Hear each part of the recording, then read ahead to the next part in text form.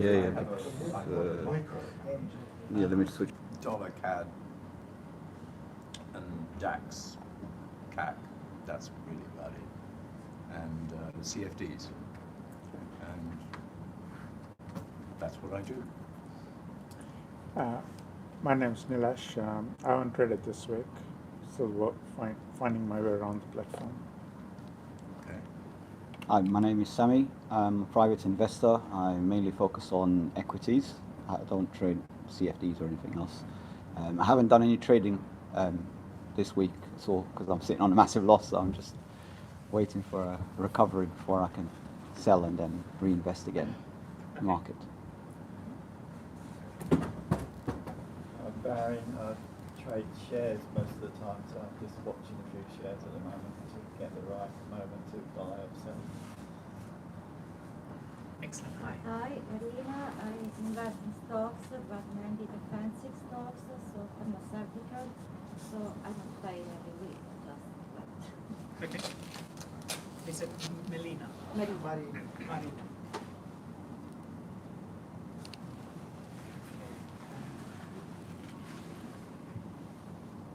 And the last introduction?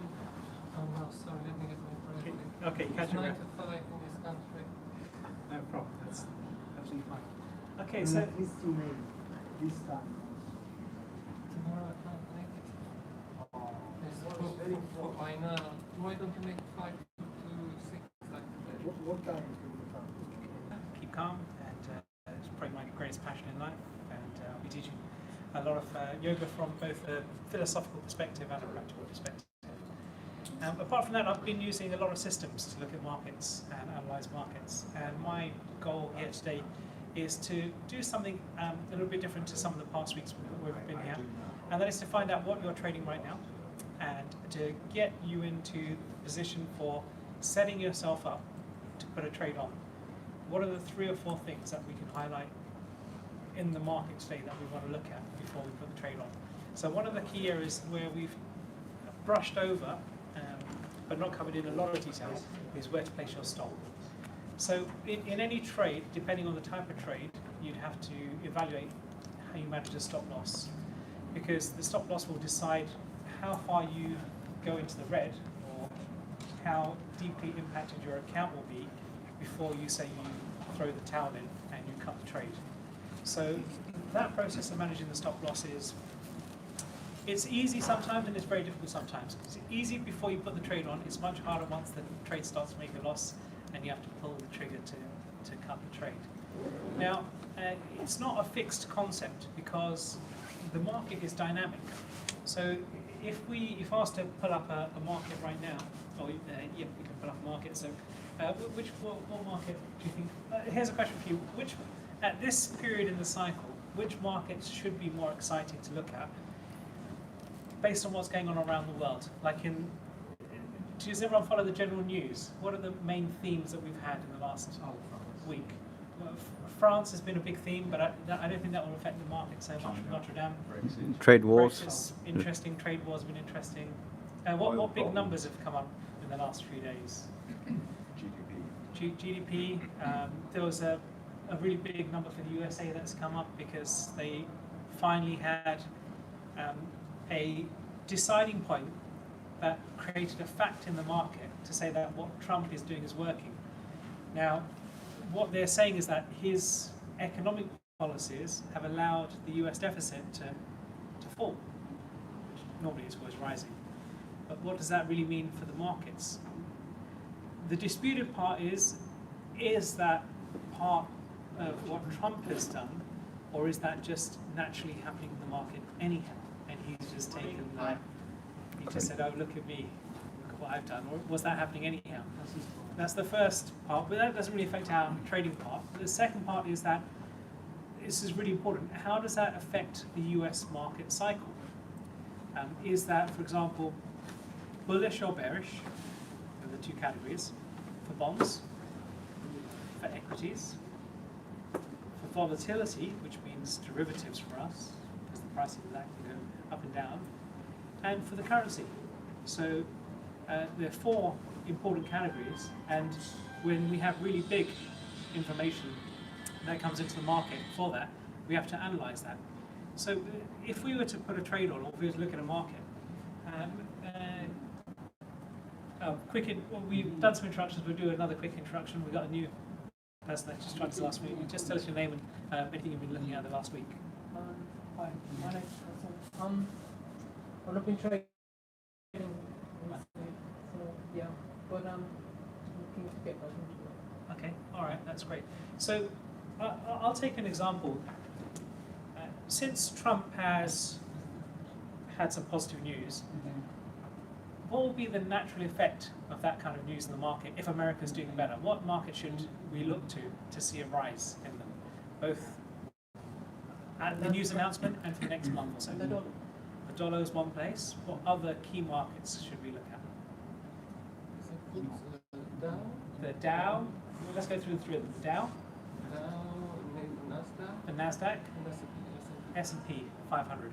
Now, what is the other market which is really quite impacted by that? That sometimes people talk about it, but not so much for smaller companies in America. Because of Russell. Oh, Russell 2000. Russell Index. Russell, it's the Russell, known as the Russell. But you're correct. There's many. There's the small ones. There's very small. There's a couple of thousand. Say that again. SPY. Have we got another one? So SPY is the name for spider, and that is the acronym given to the ticker SPY. And spider is the nickname. But what that is that that's an ETF that mirrors the S&P 500 index.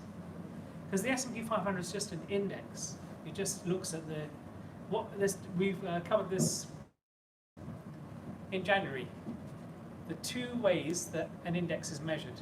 What are the two ways an index is measured? Anyone recall? Between the S&P 500 and the Dow Jones. They're measured in a very different way. And this is very important when you trade both because they behave differently and you have to understand why. For the same news announcement, maybe sometimes the Dow may go up 2% and the S&P only goes up 1%. And then for another type of news announcement, which is slightly different, the S&P goes up 1% and the Dow goes up exactly 1%, they mirror. So, and that's because of the way the index is constructed. It's a weighted price. Yeah, so the gentleman here said there's a weighted price. So one index, the S&P 500, is like a pie chart, like a cake. And every stock inside the S&P 500 has a market capitalization. If you add up all of the capitalizations of all of the market stocks in the S&P 500, it'll come to 100 on a weighted basis. So, as an example, if Google was 10%, I mean this is not correct, but if Google was 10% of the market in terms of it was worth 10 billion and the whole market was worth 100 billion, it would take a 10% slice of the index and the rest of the stocks would take 90%. Yet the same stock Google, if we took that stock and we transferred it into the Dow Jones, how is that calculated? It's not calculated on a market weighted capitalization calculation. It's calculated on the price itself. So I'll give you another example. If Google was trading at, where's it trading to? Let's pick Apple.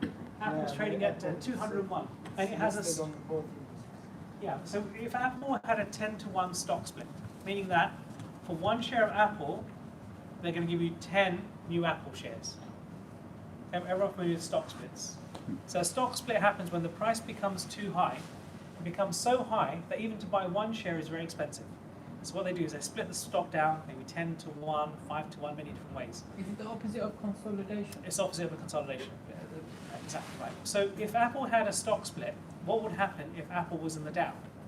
The Dow price would have to be readjusted to take into factor that stock split, because it's a price weighted index. So as the price of Apple goes up, Apple and maybe a much smaller company like IBM would be treated the same, even though Apple is much bigger than IBM. So that's why you've got to be really careful how the two indexes look. So when we had the announcement yesterday, maybe we'll put up on the big screen. Why don't we look at both the Dow and the S&P 500 over the last 5 days and see if they behave the same. Now, there's something really nice with the platform that you can do when you look at the charting, is that you can look at two instruments at the same time. And you can do that in a couple of different ways. So you want the CFD, right? Yeah, we look at CFD. Take the leading,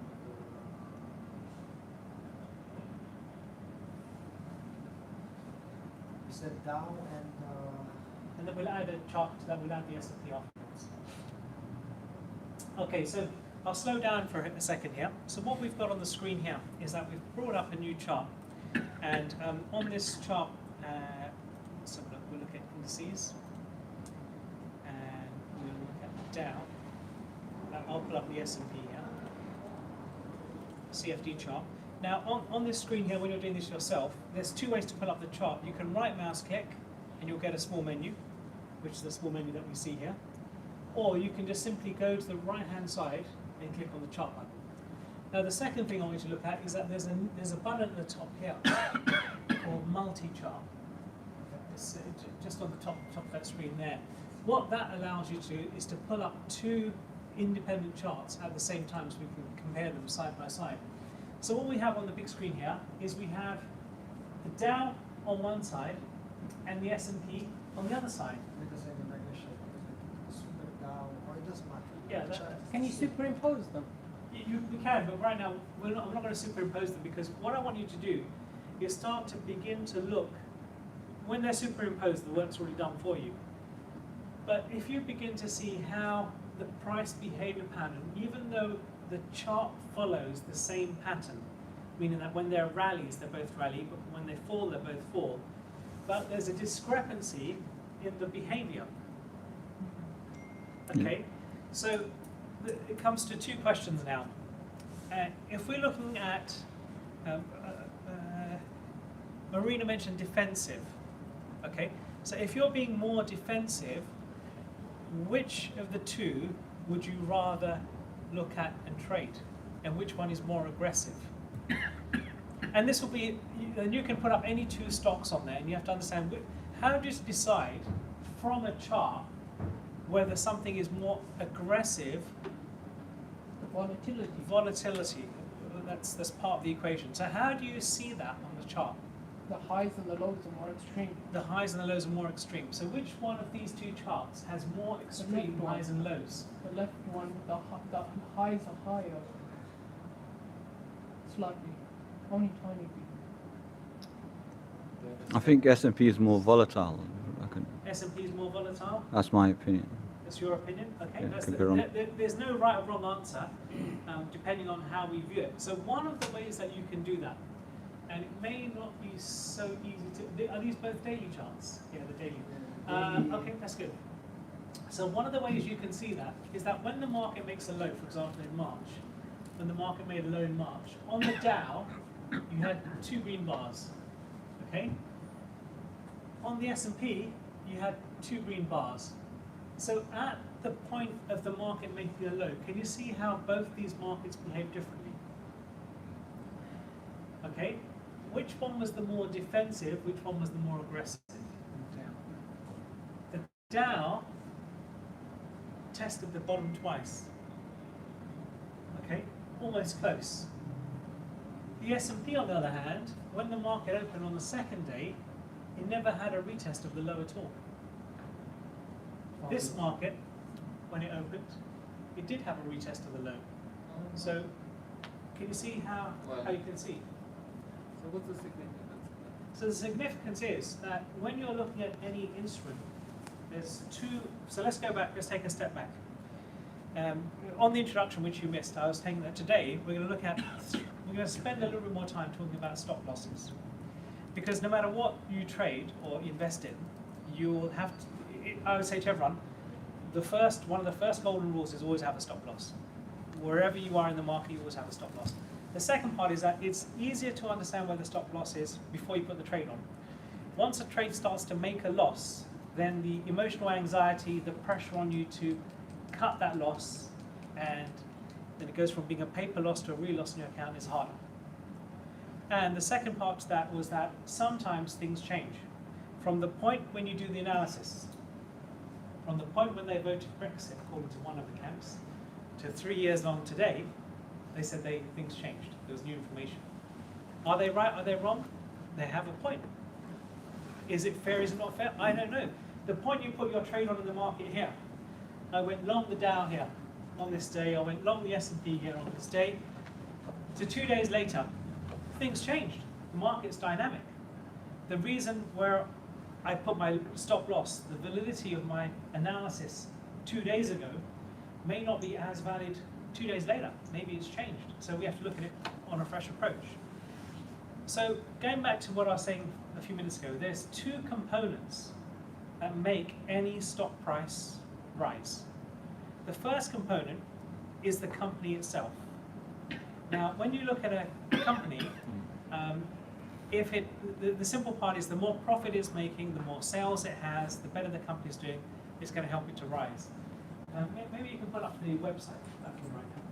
The second component is that all stocks in the major indices, when the index goes up or the general market goes up, a small effect of that market rise will be inside the stock price of all of the individual stocks. And that is, and the measurement for that is called the, is everyone following me, or do you want me to recap that last one? Want to recap? Okay. So the first element in every stock price is the performance of the company.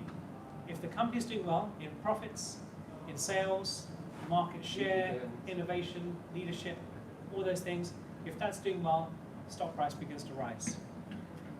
Now, all stock prices will rise at the same time on the second principle. When the market rallies, the whole market rallies, a certain percentage of the increase in the stock price will be due to the market, not the stock itself. Because the reason for that is that there are many tracker funds, meaning that somebody buys an S&P 500 future, somebody buys a portfolio in Fidelity, in another fund, where they track all 100 stocks, and when you put £1,000 into your portfolio for Fidelity, or if you have a pension fund or a mutual fund or any other type of insurance investment, then they take your money and they invest it in a specific way where they divide up the capital into multiple investments to reduce the risk. So when they do that, it's an index trade. So they're trading all 100 shares in the index at the same time. So when they enter into the market and buy some positions in the market, they can't trade in 300 shares of Marks and Spencer's. They're going to put in 7 million today, or 50 million today, or 200 million. They're trading very big amounts. They divide that up, and it goes into the market as a market order, and the whole market will rally up that day. So if we look at the fundamentals of the stock, let's look at Marks and Spencer's, for example. It's a very common stock here. How many people have been going to Marks and Spencer's recently? Okay, how many people shop at Waitrose? All right, Waitrose is better. So how many people actually think Waitrose is getting better or worse? The food selection, the quality, you enjoying it, not enjoying it? It's getting worse. It's getting worse for you? Same? Same? What do you think, Waitrose? About the same? About the same? Yeah, no, don't go there. No, don't go there. So we're going to look at something called the beta. The answer I'm looking for is beta. That relationship of how much, if the stock market goes up 1%, without looking at anything, if somebody tells me the beta of Marks and Spencer's, if Marks and Spencer's is trading at, say, where is it, 283, say call it £3. At some point it's trading at £3, the market went up 1%, and if I had no other information, and somebody told me the beta was 1, I would say Marks and Spencer's, today the price would be £3.03, without knowing anything. Why? Because historically, the beta is a percentage number. So when it's at 1, it means that it's equated to 100%. It means that every time the market moves in a ratio, Marks and Spencer's will move in a ratio of 1 to 1. Now if the beta was 0.5, if the market went up 1% and the beta was 0.5, Marks and Spencer's will only go up 1.5 pence, because it's 0.5% of the whole move. But we can see that in the platform. We can know what that is. and it's in the fundamentals. So we'll go to the fundamental section. Yeah. There we go. Let's go scroll down. We'll start at the top. So we know this is the first part. We want to know about the incomes, the profitabilities, the profit indicators. So Marks and Spencer's 1.09. So if you wanted to, I'll say something a little bit more advanced here. If you had a defensive portfolio, do you want stocks with a high beta or low beta, or how do you want to look at beta and your portfolio? What is the strategy? What do we have to talk about here? What are the things we have to consider? I would ask We don't consider? that Yeah. is a higher number than 1. Therefore, That's right. if the indice goes up, does that go higher than the indice average? Because it's higher than That's the right. That's saying to you that for every 100 points in the index move, in percentage terms, this will move 1.109. If So the beta was 2 and the the beta indice was 2. moves in the If the negative direction, does Yeah, it it'll move fall. twice It'll as fall much? twice as fast. That's Oh. correct. Yeah. So, in fact, if you want to look at something that is a little bit more drastic, you can look at there's defensive sectors. What are the classic? Let's go through them. So, we want to build a portfolio. What are the 2 or 3? Go ahead. Utilities and pharmaceuticals. Utilities, pharmaceuticals. What's another defensive sector? Food.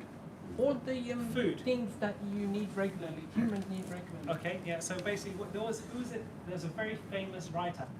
It wasn't William O'Neill. Wasn't Warren Buffett. Jim Slater. He said basically only buy 4 things. if you can stab it in you, you can put it in your mouth. They can inject it into you. What was the last one? I think there's 4 things that you can do to a human. He says those things will never die. So if you buy those stocks, your stocks will forever survive because people always get sick, so they need to be injected. People always need to eat. I think people always need to be entertained with their eyes. And I think music, he says people will always have music. I think they're the 4 things. He said, as long as you stick to those 4, so that was his strategy. As long as I stick to those 4 sectors and always in with the latest thing. So, and there's a lot of validity to what he said. Why? Because people always want to be entertained. I mean, it's just part of human nature. So if we look at the entertainment kings in the world, what are they? The really big entertainment companies. Walt Disney is one of them. Netflix is a really good example. Another one, Sky. So when the new ones come along that disrupt the marketplace from the old ones, if you had the disruptor sections, if you had a disruptor in food, I can't think of a great one. Uber Eats is not bad though. If you had a disruptor in medicine, and they've got clinical trials for new medicines all the time, a good place to be. Genome theories also. You have disruptors in the entertainment space, like Netflix has really taken a beating to, I don't think I've got a local cinema anymore for like 10 miles now because they're just all closed down. Really, people don't bother going to the cinema anymore. And music. So when a good music, some people say that Apple's success was because they had a great mobile phone. At the time when iPhone 1 came out, Apple's success wasn't about the iPhone because it wasn't successful then, but it was still a successful company. It was about the music because they had this great thing. They had the iPhone and they had the iPlayer, iPod. and they had this software you put on your computer. iTunes, right? Yeah, I'm not an iTunes user. But yeah, so iTunes was really successful. So if you can follow those, it makes a lot of sense. So let's go back 2 steps to the question that was originally asked. We're You want a building low a defensive beta. success. You want a low beta because if you got a high beta, Right. the index is going to move, and it's going to be really volatile.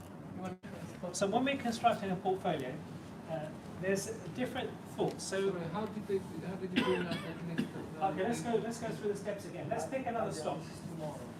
Let's pick another stock. indicate. That's fine. Let's pick a metals and mining stock. So we're going through the defensive sector. Are metals and mining is that a defensive sector? No. No. No, do you? How about BAT? That's a BAT, British defensive American stock, Tobacco. Traditionally it was, always. But what is the disruptor in the smoking sector?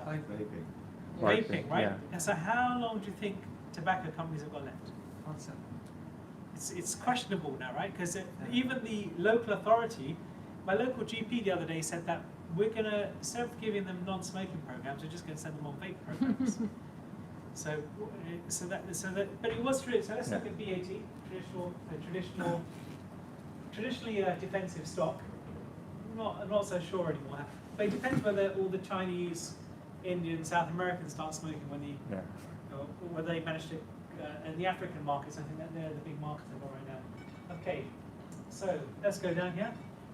Beta 1.42.